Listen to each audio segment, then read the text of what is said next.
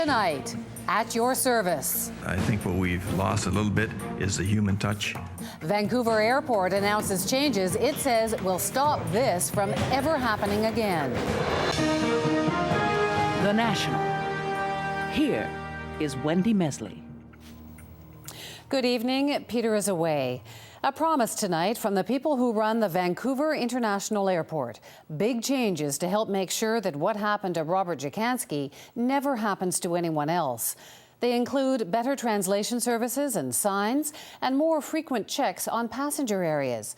As the CBC's Terry Molesky reports, most of the new procedures take effect right away. Vancouver Airport will never be quite the same. Here at the glass wall where Robert Jacansky died after being tasered by the RCMP, a small shrine has been set up. The condolence book is filling up fast and it tells a story. As a Canadian, I'm sorry, says one traveller. What an outrage, says another. Shame on Canada and the RCMP.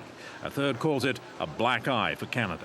This was, a shock to us. This is a shock to our system. We didn't think this was going to happen at our little airport here. So the airport authority is bringing in changes to ensure that passengers get help if they need it. Near the little shrine for Jacansky, for example, there is an information counter and on it, one of 18 double handset language phones that will be seen around the airport. Thank you. So that a passenger and a customer service agent can get an interpreter on the line.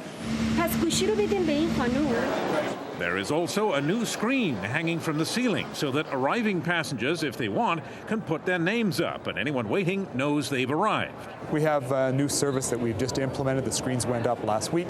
They can actually put a visual page and it will show up on the screen out here to say that I've arrived, and it'll remain on that screen for 2 hours.